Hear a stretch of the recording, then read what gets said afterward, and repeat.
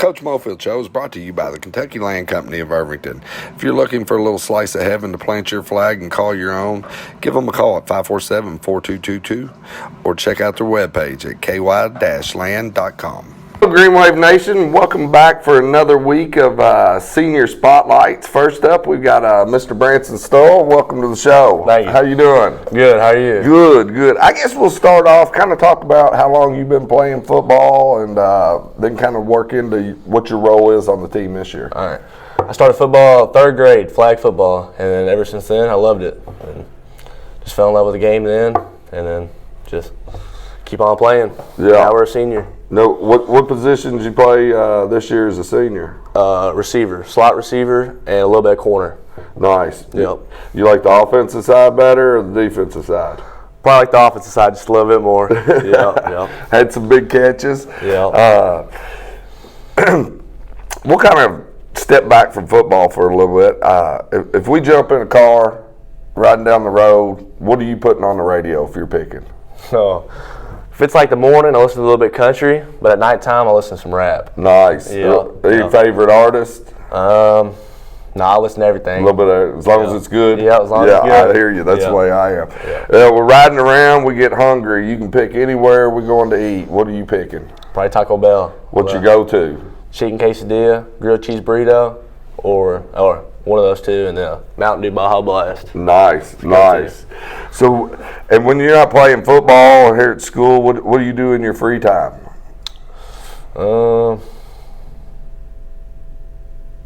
Probably like I drive around a lot, play some golf every once in a while, go bowling, just do some other activities. Yeah. Like playing golf? Yeah. I ain't no good, but that's well, that's the way I am. Yep. I'm usually in the woods more than I am on the green. Yep. So, you know, you've been doing this for a long time now. Mm-hmm. It's your senior year. What's it meant to be a part of Green Wave football family? It's just like we're all a family, and we're just like brothers. Like we treat each other like brothers, and it's just family and pride. That's what it is. You know? If a third or fourth grader was coming up to you after your experience, what would be, and they're thinking about playing football, what would your advice be to them? Through all the struggles, just keep on pushing through. Because, summer practice, it's rough, but it's worth it during the season. It all pays off in the end, doesn't it? It does. But those summer practices all rough. You wake up in the morning, you're like, oh, why am I doing this? But now you're here and you love it. Nice. Well, y'all are halfway through the season this week. Your senior year will be over quicker than you know it. Yeah. When you walk that line down at Hamilton Field and get your diploma, what's in the future for Branson? Probably just college is an interest, but I think I'm gonna just go in the workforce. Yeah. Work with my dad or something. You got any particulars of what you want to do? No, not yet. Still college is still an option. Just still looking. Nice. Undecided. Nice. Well, Branson, we thank you for coming on the show today, and we wish you the best of luck tonight and everything you do. Yep, appreciate it. And we will be right back. Hello, Green Wave Nation, and welcome back to another week with a Senior Spotlight. And today we are honored to sit down with Mr. Ethan Kaiser. Welcome to the show, Ethan. Thank you for having me. Kind of tell us, when did you get started with football, and what's your role this year on the team? I started really young, probably like first, second grade, playing flag football, and then all the way up to senior year. Nice. And what's your role on the team now? I mainly play wide receiver on offense, and then safety or outside linebacker on defense. Nice. Yeah, I know Coach Mofield said you're kind of like a Swiss Army knife. He can put you anywhere probably other than the line. Yeah, I play a little bit everywhere. Nice. Well, off the football field, we jump in a car and we're going down the road. What are you putting on the radio? Probably throw some Christian music on. Nice. Do you got any favorite artists? Yeah, probably a church in Michigan. It's really good, and one in South Carolina. Nice. Now, we've been riding around. We got hungry. Where are you picking that we go eat? Probably Texas Roadhouse. Just love those rolls. Oh, they are good, aren't they? Now, What's your go-to other than the rolls? I get that steak with some mashed potatoes, brown gravy. Nice. How you getting your steak done? I think medium or medium well, probably. You want to make sure it's done, huh? Yeah, I don't like that thing still moving on the plate. I hear you. If you're not having football practice and you don't have to be at school, what do you like to do in your free time? Most of the time it's probably just at church, hanging out with friends, and just on the weekends just chilling after a game, just kind of recovering and not doing much. Yeah, sometimes it's nice to relax, isn't it? Yeah.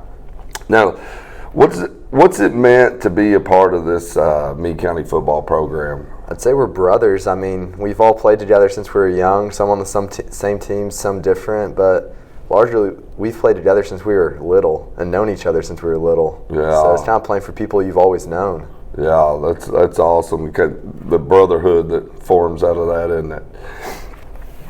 If you run into like a third or fourth grader that's thinking about playing football, now that you've seen it from flag football all the way up to your senior year, what advice would you give them? I tell them don't quit. I mean, it's fun at times, really fun, like games, Friday night lights. It's amazing, but there's also summer practices, morning practices, things that you don't want to do, but it teaches you not to quit in life, not to quit when things get hard. Yeah, a lot of off the field life skills too, isn't it? Well, unfortunately, time goes fast, and halfway through the season already, you turn around, it'll be next spring, and you'll be walking the line down on Hamilton Field, graduating. What's in the future for Ethan? I'll probably plan to go to some school for ministry to become a youth pastor. It's probably the goal right now. Oh, nice. That's awesome. Well, Ethan, we appreciate you stopping by the show this week, and we wish you the best of luck tonight and in all you do. Thank you again. Thank you. And we will be right back after this. Hello, Green Waves Nation, and welcome back to another week of the Coach Larry Mofield Show. How you doing, Coach? Good, Good Chad. to see you. Good, Chad. Thanks for your coverage. Actually, so few people listen to this and watch it. I think Gordon Fox tells me that he enjoys watching. I said, "Well, Gordon, appreciate you watching it." I do think it's getting these kids on here like you've been is really what it's all about. I mean, and I've said that multiple times. Letting those young men showcase themselves. We got a great bunch of young men, and in particular, I think our seniors, a good group of guys, and letting them tell a little bit about themselves and some things other than just football. So I really appreciate you doing that. Well, thank you. It's an honor to do it. We've talked about it. What you played, I played, and at times so fleeting. Right. We're already at homecoming, but I think that's one of the. We were talking about this on the radio show I do the other day that. Especially football, you're so far removed from the fans, right. And then you've got the helmet and the shoulder pads. Like, you don't have that interaction and get to see the character like you would on a basketball court or something that's a little bit closer up. So it's always great to see. Not only are they great athletes, but you all have got some great great student athletes. Yeah, I think their parents get a lot of credit for. What the job they've done with them, because we got them for, like you said, a short amount of time, and there are some kids sometimes that, not particularly seniors, but we got other kids that, that may not come from the best of situations. So we try to, have a family atmosphere where we teach them those things that. Just minor things, like when you go to somebody's house and they're providing a meal, clean up after yourselves. I told the kids they're supposed to go somewhere and eat today. I said, don't leave stuff laying around, have respect for, and so we know we've at least taught them here, but I think most of them are getting home, so that's good. Yeah. Well, so much of it carries off the football field. It's a great. Yeah, you're involved in athletics and you're staying active and stuff, and it's tough and it's hard, but there's so many life lessons in it. True. I guess we'll kind of look back quick before we go forward. Daviess County last week, second home game in a row, second win in a row. It's always good to have these conversations after a big win. Yeah, better team than Chad. Better team than their record indicated. They've lost to three really good football teams. They lost to Owensboro Catholic. They lost to Owensboro. and they lost to North Hardin, and they lost a couple more games in there, but their record was deceptive. They had some players, those people that came to watch a game, you were there, you saw it. They had two guys that played quarterback, 9 and 12. Both those guys were pretty good. They also had a running back, number 10, that we had a hard time with him, and we had put a lot of emphasis during the week on number 0. He was a kid that played out in space for him. Occasionally he'd play a running back, but most of the time he was a slot receiver or a wide receiver. Well, number 10 gave us some fits in the backfield, and I think we were so cognizant of where is 0 that sometimes 10, but he made some nice cuts. They run a play called inside zone. And they only ran a couple of running plays, and it's really, if you run them well, you don't have to do a whole lot. Football's kind of overrated sometimes from a number of things you do. You do a lot of window dressings like formations and stuff, but they would run inside zone, and what they would do is number 10 would come across the face of the quarterback, and if we over pursued at all, he'd put his foot in the ground and bend it back. Well, what was happening was he was bending it back, and sometimes our defensive end was getting turned, sometimes our linebacker was getting walled off by the guard, and we were getting better on defense. One thing we've got to do, just like we got to sustain blocks on offense and be more physical times, on defense, we got to use our hands and get off blocks. Sometimes our guys will get blocked. You're going to get blocked in the course of the game. Just don't stay blocked.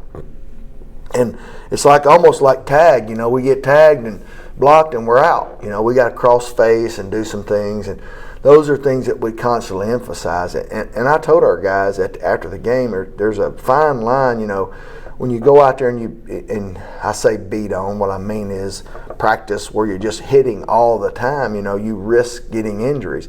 I think this bunch is a smart enough and savvy enough bunch to where you don't need to do that all the time. Now, obviously, we're still doing it. We try to do it more against pads because, to be honest, you want to get to Friday night as healthy as you can. Yeah. And so there's a balancing act in there. So, but our kids have to be more confident on their tackles. I do think at times we tackled a little bit better.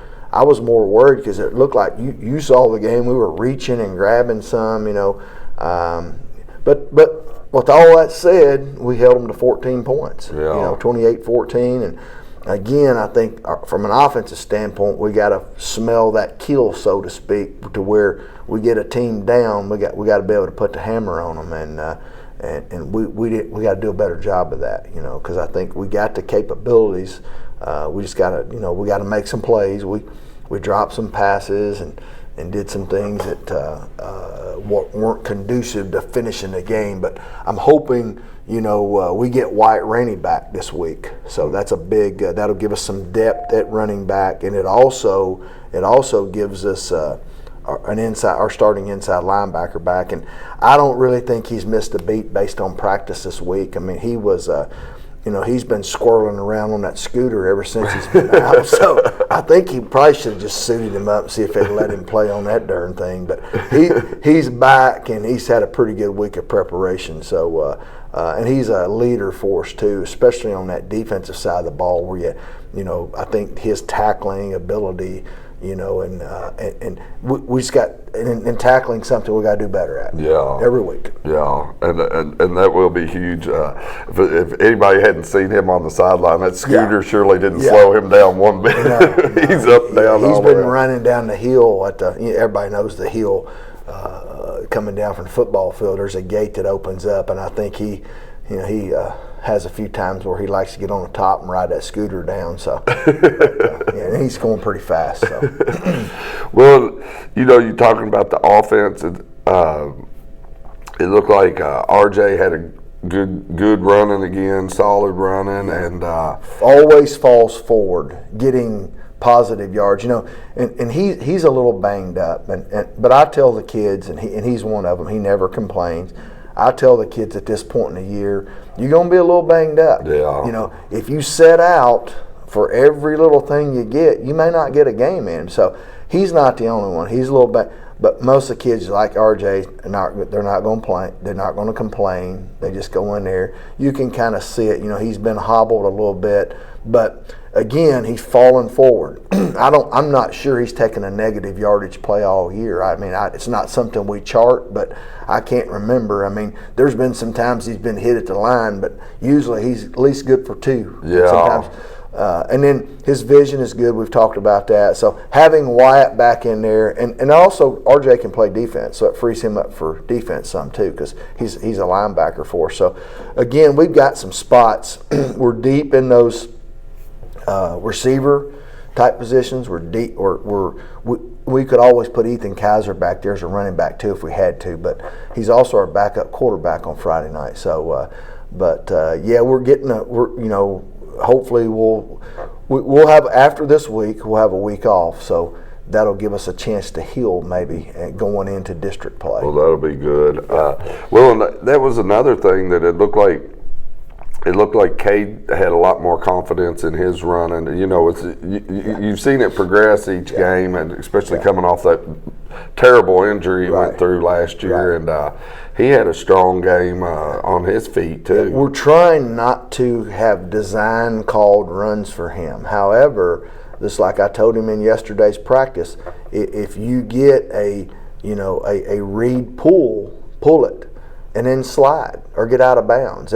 He's athletic enough to where he can run out of bounds or slide, and I think he did slide either once or twice Friday night. So it's something that in the evolution of football in the last several years, the quarterback's ability to run has changed the game, and I can't tell you how many times that if it's third down and it's not there, take off and slide, and most officials are going to call late hits and stuff on quarterbacks, and but that's a big part of us being able to maintain drives sometimes, because it's not always going to be there. We have tried to shorten and quicken up some of our routes. I do think our protection overall this year has been pretty good. I think kind of an unsung group on our team has been the offensive line. And typically, that's the way it always is, and you don't notice they're there until somebody has a sack or you can't run the ball. But I think overall that group's been pretty solid. They're smart. They pick up stuff, and they play. They've been playing with a little edge, and in fact, we ran counter last week. And I tell them, and Coach Proctor, probably my favorite play of football, other than belly, when we used to run it when you played, is counter, because everybody has an angle. You block down, you kick out. Well, Ethan Spencer kicked the end out. He was the pulling tackle, and AB turned up in a hole, and it was like a textbook if you drew it up. And as a coach, it's reinforcing because you hammer these things every day. And then for them to execute counter like it should be, it would be no different than executing a stunt called on defense or a punt block or whatever. It just you harp on these things, and we tell these kids all the time. They probably just listen to us and think, man, these guys are crazy. But the fundamentals of the game. There's sometimes you're going to be out-talented, out-athleted. That's just a fact of it. But when you got teams that are very similar, it's going to come down to who's going to execute and do the things right. Are you going to step with the correct foot? Are you going to cross face? Are you going to, block your inside gap? Those things all matter. And it's interesting to me that no matter what level of football you watch, Chad, whether it's college, NFL, you still see guys making the same mistakes as we make on Friday nights. You'll watch an NFL game and some team will give up 6 or 7 sacks. And, these guys are making millions of dollars. Yeah. Our guys are doing it because they love it, But anyway, mistakes are made at all levels, and it's a team that makes a few. It usually has the best chance of being successful. Yeah. And I guess one that we hadn't really talked about a lot this year, but it would be remiss not to mention him because he had a big game, was Nolan Poole. Yeah. A lot of times you just get to see with the extra points, but he had the opportunity to kick 2 field goals. I think they were 30 plus, both of them, and nailed both of them, so that was big. Right. Yeah, our kicking game, I think I alluded to this in last week's episode, where I think Coach Trotter's really, after that first game when we had a few bumps in the road, the kicking game has really settled down, and we're not going to kick the ball deep and let them get it on the 1 yard line and run it back. If we do that, that's a mistake, because unless you can consistently kick it in the end zone, we don't need to be kicking it deep.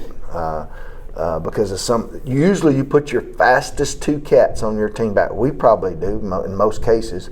So we're going to place it, and you've seen the last two games how strategically placing that ball has caused some issues for the other team. You can fair catch them, but if they fair catch them, they catch them on a 30, great, or 25, great. We'll play defense from there. You just don't want to play defense from the 50 or the 45 every time. So our kicking game's improved. Those field goals were huge.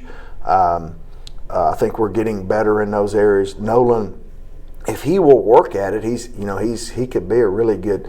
Our challenge for him in the offseason was get it to where you can get it in the end zone, and we haven't done that consistently yet. So, but he's nailed a couple of field goals, and those have been huge. Especially when you're able to go up and force a team to have two scores to beat you.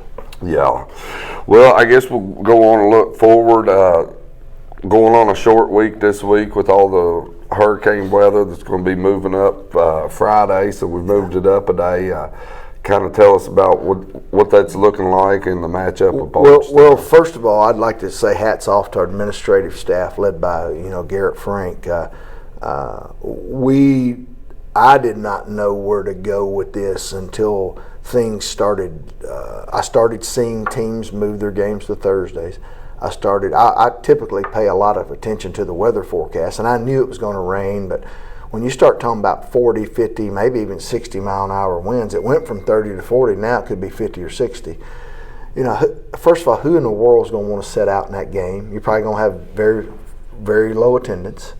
By moving it, it goes into a volleyball game being played, but that's still going to be played. Soccer senior night is going to be played. I think we've got all the logistics of everybody that's on the homecoming court's going to be able to do that before they have to go maybe their separate ways and go to. It's not ideal, Chad, but I tell you what, for everybody that's griping about it, there's probably 15, 20, 50 people are saying, hey, that's a good move. Yeah. Meade County High School, it's a good move based on potential flooding rains and high winds. Can you imagine your ticket staff people standing out there? Can you imagine the people, the support people that are going to come to the football game? I realize football is designed to be played in elements, but there's a foolish element too, to where you try to put your kids out there in a situation. It wouldn't be good for Meade County or Bardstown. So hats off to Mr. Frank and the administration team for trying to do what's best. We're good for all kids and all community members. So I know my camera's happy. Yeah, and I could tell you years ago when we had a former principal, Dr. Richard Hughes here, he would always say the penalty of leadership. No matter what position you're in, if you're the football coach, the head principal, the elementary principal, or whoever, there's penalties of leadership. People are going to come back and question, why this. It never ceases to amaze me just on some minor things. I can't imagine a scale of Mr. Frank, what he faces every day, and people second guessing him, why you doing this or that, just on a much smaller scale being a head football coach. Sometimes some of the sillier things that people get bent out of shape over, it's not whether you won or lost the game on Friday night, it's why you didn't wear your jerseys to the homecoming pep rally, when most people don't realize we practice up till 6 o'clock and we're doing good just getting there. To show up. And the ultimate goal is to try to win the football game, not to wear a jersey or prance around. So, but anyway, there's a lot going on behind the scenes that people don't, and I get that, and I don't, we've always said this. When we don't make a good play on Friday night, people hoot and holler, good, because that means they're passionate about football. Guess what? We're as disappointed as anybody, But anyway, again, I appreciate our administrative team. I know Todd Clanton's worked his rear end off, kind of an unsung guy. Athletic director is not it's a fun job, but it can be a tough job, because you think of all the parents or relatives or whatever that have to do with athletics. I mean, every sport that and there's always something. Somebody's always disappointed. I can't tell you how many times he's meeting with people over, and I don't know. So there's a big picture out there that not always people always grasp. Yeah. But anyway, but anyway, that's kind of what we faced going into it. We made a decision. We're going to roll with it. Bardstown was on board. We called their athletic director, Todd did, and he went down and told his football coach. He said the game's been moved to 7:30 on Thursday night. He said it's good. Go with it. Yeah. So what does that? That tells you that they were good with it. We did all the changes yesterday with our young men, and we got in touch with everybody, and we're going to roll with it. What we told our kids was, if it's the worst thing that's going to happen to you in life, you're going to live a pretty dang good life. Yeah. Life is adjustments. Yeah. Every day you got to make adjustments. It's the reality. And the better you adjust with things and learn to do things, the better life you're going to live. So, and it's a small concession, I think, in the big picture. So, back to Bardstown, that Chad, they have an outstanding team. Speed everywhere. Number 7 is their go-to guy. He can do it all. He played last year. He plays quarterback. He plays slot. Plays running back. Plays defense. Good example for our kids to follow is a kid that never comes off the field. I've said this before. People say, "Coach, I'm tired of hearing that," but there's people that specialize. You got offensive specialists, defensive specialists. Number 7 just specializes in playing football. He's a great example for what you should do in high school football. Never want to come off the field. So he's an outstanding player. They're well coached. They have a new coach this year, but it's a storied program. They'll be one of the best teams. I think they're 4A now. I think they may drop back to 3A in the new alignment, but they're a top-notch program. They can't get teams to play them. That's the reason they're having to play 6A schools, is because the tradition and they've been so good for so long. We were fortunate to beat them last year. I think we were down 17-0. And we came back, and I'm like, man, we had a touchdown taken off the board right before halftime, and it was me and the officials didn't see eye to eye on the call, but I think in reality, and in fact, I apologized to him. He was right, and I was wrong. I'm not too proud to admit I was wrong, and our lineman was over the line. So by the letter of the law, it didn't really affect the play, but it's a rule of the game. You got to go by it. So anyway, they're an outstanding program, tremendous athletes. They're physical. They play the game well. We'll have to stop their running game, but they throw it well enough. They probably throw it better than Daviess wasn't bad, but I think they probably throw it better than Daviess, and maybe throw it better than Central Hardin, our last 2 opponents. So we'll have our hands full. So you're gonna have to guard the whole field. Yeah, and we have to. If we don't tackle well, it's going to be a long night on defense. Because the number 7 can skate, and they've got other backs, 14, 21. Number 10's an athlete. Number 10 is on he's a defense. He's an outside linebacker. We've got to account for him.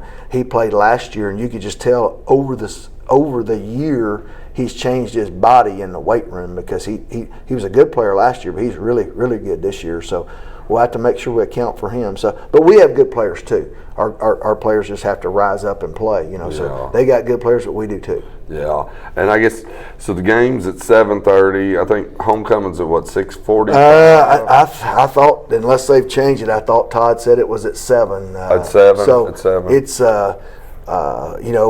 with things being condensed, I wouldn't be surprised if we don't start the game a few minutes late. You do have to give. We'll warm up. Both teams will probably have to warm up down on the practice field.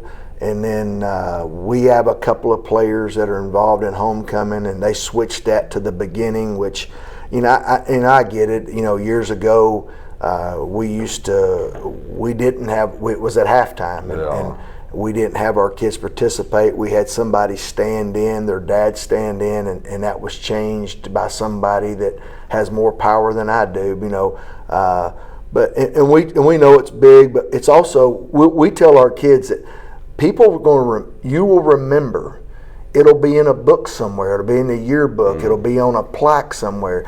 Only way it gets on a plaque is if you had a pretty good season. Most time people don't put 1 and 9s, 0 and 10s, 2 and 8s on plaques. But we told them this game will go. It'll be etched somewhere and it'll never go away. Yeah. And you'll be sitting around, at a reunion 10, 15, 20 years from now. Are you going to be talking about what you did on homecoming, or are you going to be wanting to forget it because you didn't show up and play? So we sell our kids that the most important thing on homecoming is homecoming game. Yeah. Try to get them from.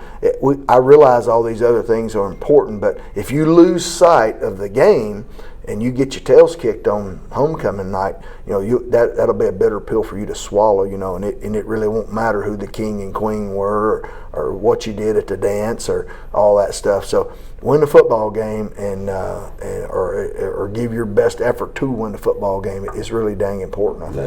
Yeah, the rest just extra. Right. Well, Green Wave Nation, you've heard it. We're moved up tonight. It's going to be on tonight, Thursday, 7:30.